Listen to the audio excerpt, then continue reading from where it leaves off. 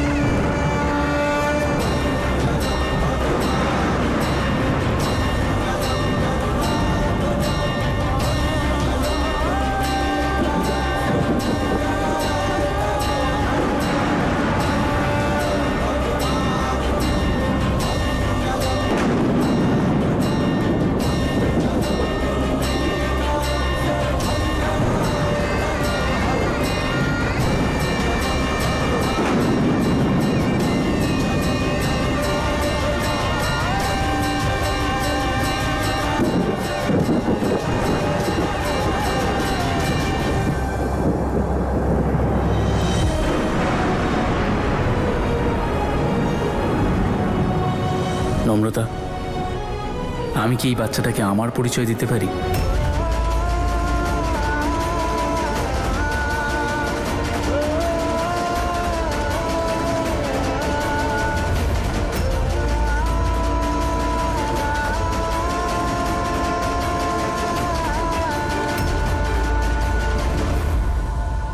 আমি কি তোমার এই নতুনভাবে শুরু হওয়া জীবনে তোমার জীবন সঙ্গী হতে পারি?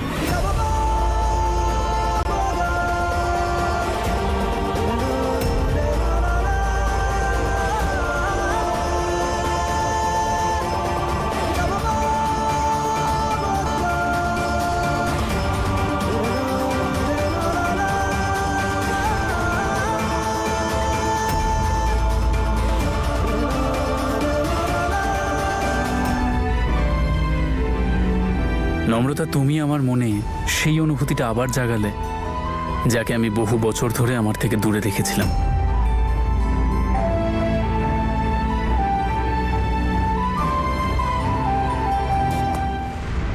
ঈশান,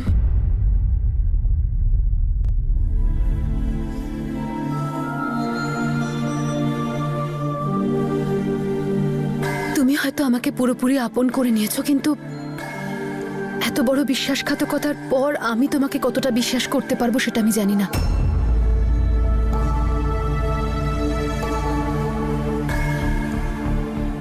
আমি জানি আমি তোমার বিশ্বাস ভেঙেছি, আর শুধু বিশ্বাসই না, আমি তোমার মনও ভেঙেছি। কিন্তু এই সম্পর্ক কিভাবে পালন করব আমি জানি। আজ থেকে না আমি কখনো তোমার বিশ্বাস ভাঙবো, না কখনো তোমার মন। এটা আমি কথা দিলাম তোমাকে। এই সম্পর্কটার জন্য এবার আমায় যা করতে হোক আমি করব। এটা আমি বলছি না, এটা আমার মন বলছে। আর আমার মনের এই অবস্থা শুধু তোমার জন্য হয়েছে। এখন তোমাকে আমি আমার মনের অবস্থা তো বলতেই পারি, তাই না? এইটুকু অধিকার আমার নিশ্চয়ই আছে।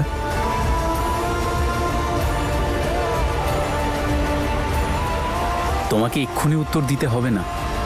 টেক ইউর টাইম, আমি অপেক্ষা করব।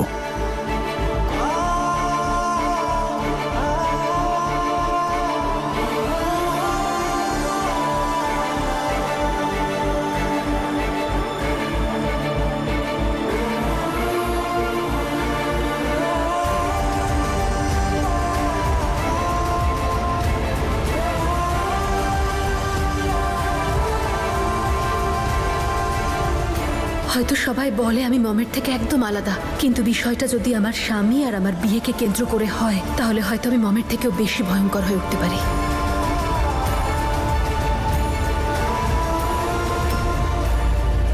তোমাকে আমি যা যা কষ্ট দিয়েছি সেই সব কষ্ট যেন আমি তোমার মন থেকে দূর করতে পারি।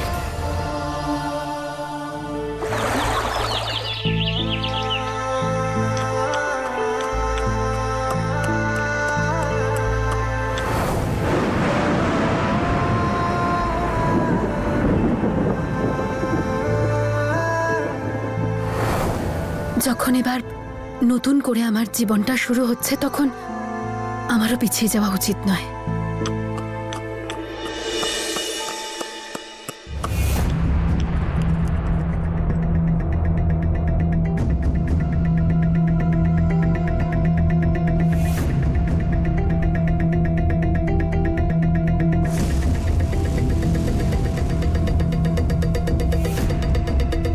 হিয়া, চা বানাচ্ছিস ঈশানের জন্যে? না, মম আর আমার জন্য। আমি ড্রয়ারে একটা জিনিস খুঁজছিলাম, দেখ হঠাৎ কি পেলাম।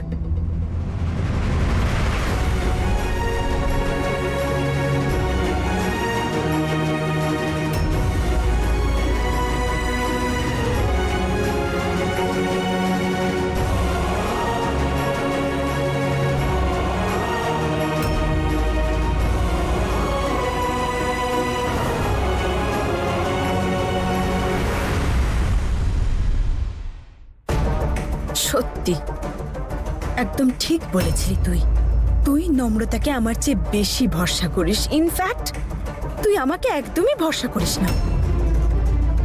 আর নম্রতা তো এটা প্রমাণও করেছে, ওর মন কতটা বড়। হয়তো এই কথাটাও বুঝতে পেরে গিয়েছিল যে যদি ও এই বাড়িতে থাকে তাহলে ঈশানকে ছাড়তেই পারবে না।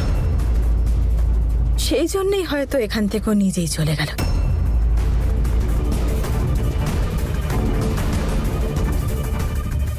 সত্যি নম্রতা মন থেকেই তোকে বোন বলে মানে রে। আই এম সরি রে, আমার নম্রতা আর তোর সম্পর্ক কি ডাউট করা উচিত হয়?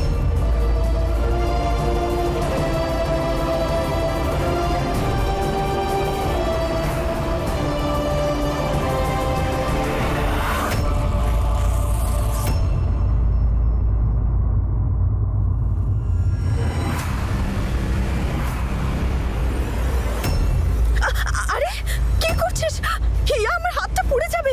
কি করছিস হিয়া?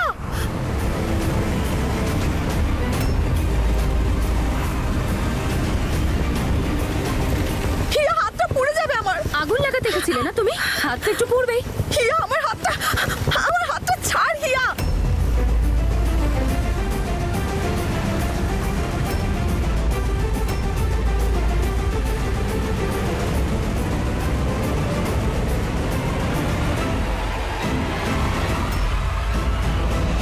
নূর, এবার আমার কথা শোনো। আমি তোমার লেভেলে একদম নামতে চাই না, কিন্তু যদি তুমি তোমার এই চিপ কাজকর্ম বন্ধ না করো তাহলে আমি তোমার থেকেও নিচু লেভেলের গেম খেলা শুরু করব।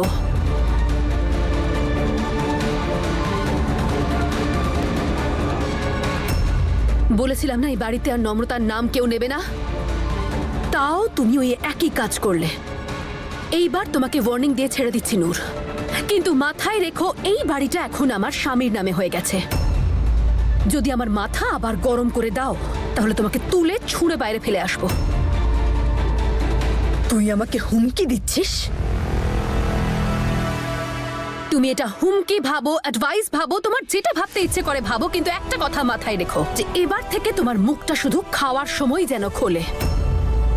এমন না হয় যে তোমার মুখে আমাকে পার্মানেন্টলি তালা লাগিয়ে দিতে হয়।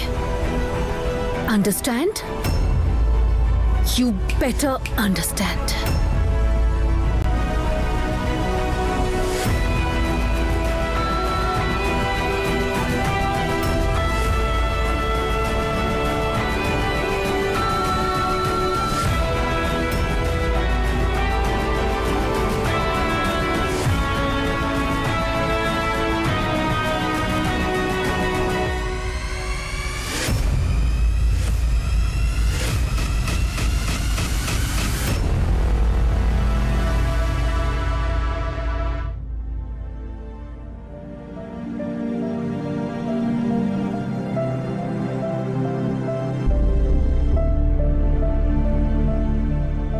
আজ ডিনারে যাই আমরা।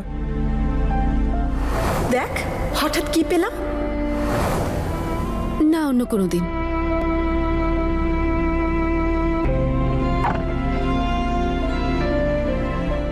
আমি হেল্প করছি। এসবের প্রয়োজন নেই ঈশান, আমি নিজেই করতে পারবো। এই ঈশান, আমি বলছি তো কোনো প্রয়োজন নেই, আমি করে নেব। Sorry sorry Ishan, I am so sorry. আমি আছে, করছিলাম তো, আলমারির ভেতরে হাত ঢোকানোর দরকার ছিল। আমি তো শুধু তোমার হেল্প করছি। কে বলেছিল হেল্প করতে? আমি করছিলাম তো একা একা। লাগলো তো জোরে। এদিকে এসো।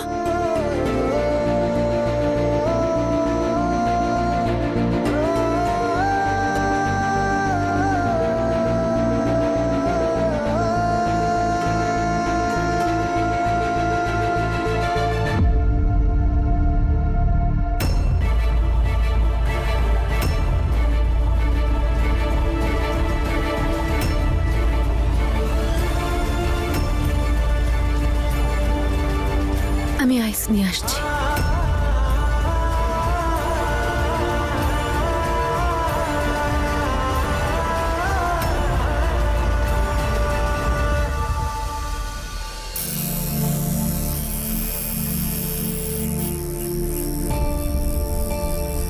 তুই ট্যাটু করিয়েছিস? তোর ব্যথা করেনি? আর কতক্ষণ সময় লাগবে? বেশিক্ষণ লাগবে না, আর একটু বাকি আছে।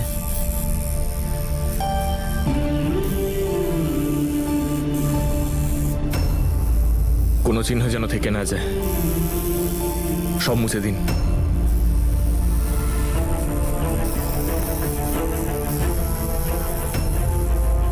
নিন্দাদা সবটা মুছে দিয়েছি।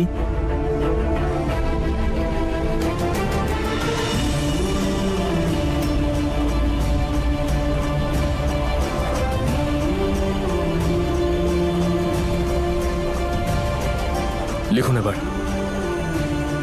ধৈর্য আর কৃপা।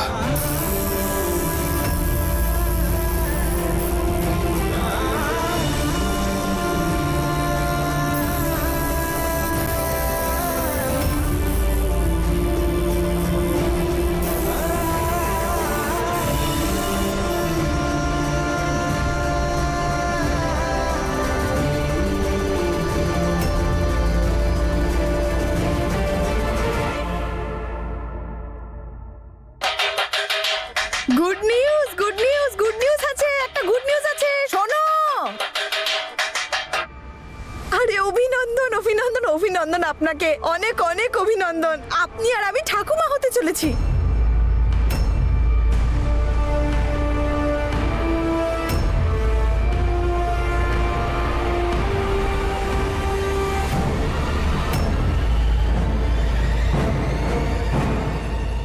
নূর, এসব কি আর কি হচ্ছে? আরে হিয়া, আমি কোনো মজা করছি না। যে কোনো মেয়েই তো মা হতে পারে, তাই না? কিন্তু তুমি জানো যে আমি কোনোদিনও মা হতে পারবো না। হ্যাঁ, কিন্তু তোর ব্যাপারে তো আমি কথা বলছিলাম না। আমি তো চেরির ব্যাপারে কথা বলছিলাম। আরে ও তো এই বাড়ির বউ, তাই না? আরে তুই মা হতে পারবি না তো কি হয়েছে? চেরি তো মা হতে পারবে। আরে সবাইকে অভিনন্দন, চেরি মা হতে চলেছে। চেরি চেরি, আরে এসে গেছে চেরি। আরে চেরি মা, শ্যাঙ্কি, কংগ্রেটস! তুই বাবা হতে চলেছিস শুনে আমি খুব আনন্দ পেয়েছি। সুখে থাক। সত্যি চেরি, ভীষণ ভালো খবর এটা। অনেক অনেক অভিনন্দন।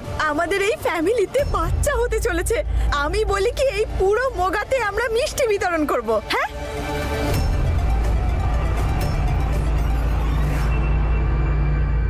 আরে দিদি ভাই, কি হলো? আপনার তো চেরিকে অভিনন্দন জানানো উচিত। চেরি, শ্যাঙ্কি, এসো প্রণাম করে যাও।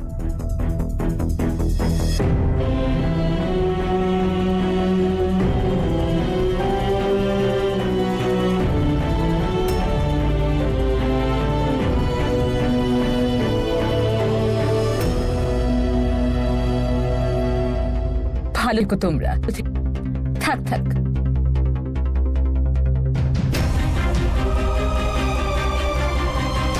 অনেক অনেক শুভেচ্ছা দাদা আপনাকে। নতুন অতিথি আসছে। তোমাকেও শুভেচ্ছা।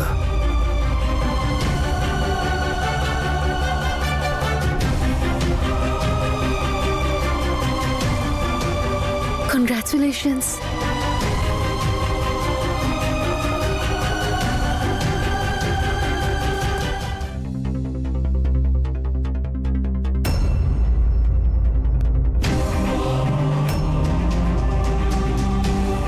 এটা তো খুবই খুশির খবর। এটাকে সেলিব্রেট করা যাক। আমি একটা কাজ করি, আমি কিছু মিষ্টি। একদম ঠিক বলেছে ঈশান, সেলিব্রেশন করাই উচিত। আরে বাবা, আমাদের এই ফ্যামিলিতে নতুন সদস্য আসছে। এমনিতেও হিয়া আর ঈশানের দ্বারা তো কিছুই হবে না।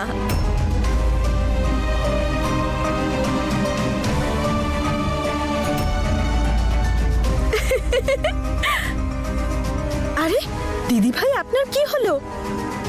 এত দুঃখ পাচ্ছেন কেন? হ্যাঁ মানছি, ঈশানের বাচ্চার ঠাকুমা না হলেও আপনি চেরির বাচ্চার ঠাকুমা হচ্ছেন তো।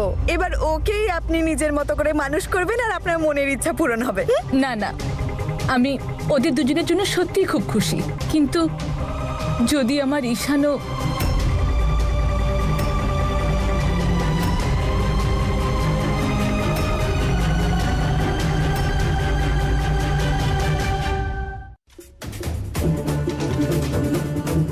আরে হিয়া, চেরি মা হচ্ছে দেখে তোর ভালো লাগছে না বুঝি? Shut up, just shut up, okay? অনেকক্ষণ ধরে দেখছি কিছু না কিছু বলে ইয়াকে হার্ট করার চেষ্টা করছো। যে মানুষটা কখনো ভালো কথা বলতে শেখেনি, তার জন্য চুপ করে থাকাটাই সব থেকে ভালো কাজ। তাই আপনিও চুপ থাকুন। আমার ওয়াইফও, ভদ্রভাবে কথা বলুন।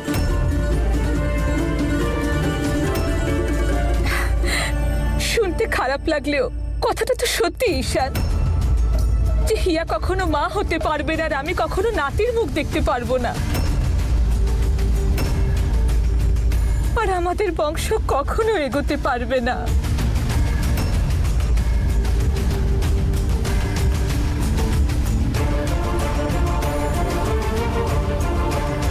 কি বলছো তুমি এগুলো, মা? থাম ঈশান, তুই সত্যিটা তো বদলাতে পারবি না। আর সত্যি এটাই যে তুই কখনো বাবা হতে পারবি না।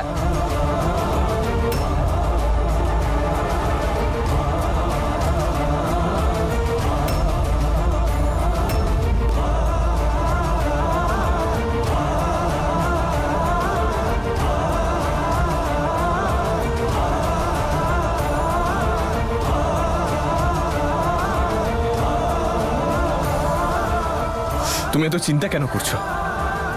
তোমার সন্তান চাই তো? আসবে সন্তান।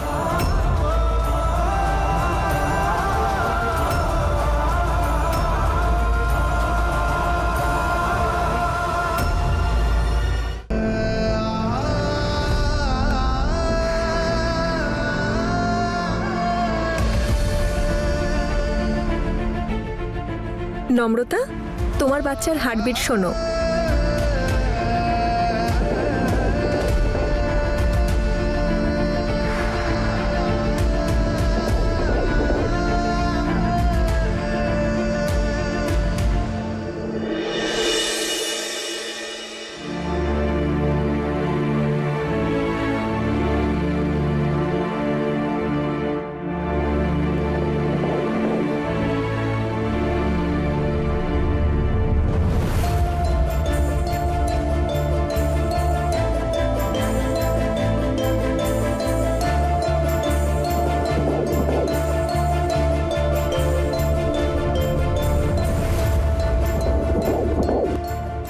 ঈশান আজ এই মুহূর্তটা দেখার জন্য এখানে উপস্থিত নেই।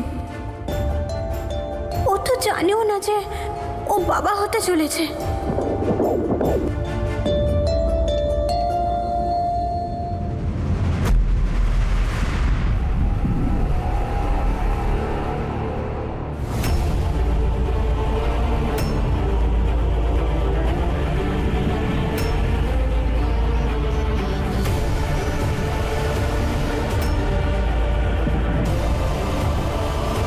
Doctor, is everything okay?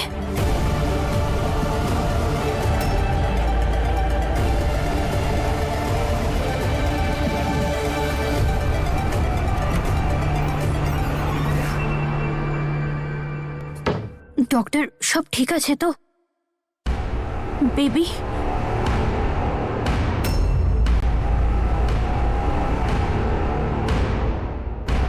আপনি কিছু বলছেন না কেন? প্লিজ ডক্টর বলুন না, ঠিক আছে তো? বেবি ঠিক আছে তো? দেখুন, আমি আপনার রিপোর্টটা বানিয়ে দিচ্ছি। আপনি প্লিজ কোনো সিনিয়র গাইনির সাথে কনসাল্ট করুন। Senior doctor, is everything okay? আপনি আমাকে বলতে পারেন, আমি ডক্টর। দেখুন, আই সাজেস্ট আপনি একজন সিনিয়র গাইনির সাথে কনসাল্ট করুন। উনিই আপনাদের সবটা ভালোভাবে বোঝাতে পারবেন। আর কালকের জন্য আমি আপনাদের একটা অ্যাপয়েন্টমেন্ট বুক করে দিচ্ছি, যার ক্লিনিকটা এখান থেকে একটু দূরে। Okay doctor, thank you. ওকে।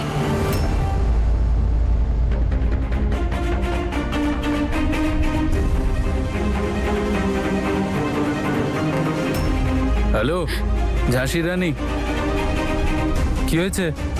এত চিন্তার কি হলো? আরে ওপরওয়ালার উপরে ভরসা রাখো, সব ঠিক হয়ে যাবে। উপরওয়ালার ওপর ভরসা রাখ মা, সব ঠিক হবে। হ্যাঁ রে মা, উপরওয়ালার ঘর থেকে কেউ খালি হাতে ফেরে না। তুই একদম চিন্তা করবি না, এক না একদিন তোর কোলো ভরবে। মামি দিদা, বিষয়টা চিন্তা করার নয়, আমার শুধু খারাপ লাগে ঈশান আমার জন্যে। দিদা, আমি শুধু চাইছি ঈশান যেন যেভাবেই হোক বাবা হতে পারে। আচ্ছা ঠিক আছে মা, আমরা গুরুদুয়ারাতে গিয়ে প্রার্থনা করব না হয়, আর ডাক্তারও দেখাবো। চুপ করে বাড়িতে বসে থাকবো না। তোর দাদু একদম ঠিক বলেছেন, আজকাল মেডিকেল সায়েন্স কত উন্নতি করেছে, রোজ নতুন আবিষ্কার হচ্ছে। সেটাই তো আমি ওকে বোঝানোর চেষ্টা করছি। সব রাস্তা বন্ধ হয় না। প্লিজ তোমরা ওকে বোঝানোর চেষ্টা করো যে সবকিছু ঠিক হয়ে যাবে। আমরা মানত করলে কেমন হ্যাঁ হ্যাঁ হয়? সত্যি খুব ভালো হবে। আর আমরা রোজ সকালে গিয়ে গুরুদ্বারে সেবা করব, আর সেখানে ওনার কাছে ভিক্ষে চাইবো, যাতে হিয়ার ইচ্ছে যেন পূরণ হয়। কাল গুরুদ্বারা গেছিলাম, ওখানে একজন বলছিল চণ্ডীগড়ের ওখানে একটা ভালো গুরুদ্বারা আছে, ওখানে নাকি সব মানত পূরণ হয়। তাহলে আমরাও ওখানে গিয়ে একবার দেখতে পারি। It's a good idea. একটা কাজ করা যাক তাহলে, এখন তো গ্রীষ্মকাল, শরবত বিলি করি। ঈশান, খুব ভালো বলেছিস, কাল দিনটাও খুব ভালো। ঠিক আছে দিদা, আমরা তোমাদের সঙ্গে নিশ্চয়ই যাব। তাহলে ঠিক আছে, প্রস্তুতি নি। এ কেমন খেলা খেলছো তুমি উপরওয়ালা? ওখানে ঈশানের বংশধর নম্রতার গর্ভে বেড়ে উঠছে, আর এখানে ঈশান সন্তানের জন্য কাঁদছে। কেন এভাবে দুটো গল্প অসম্পূর্ণ রেখে দিলেন উপরওয়ালা?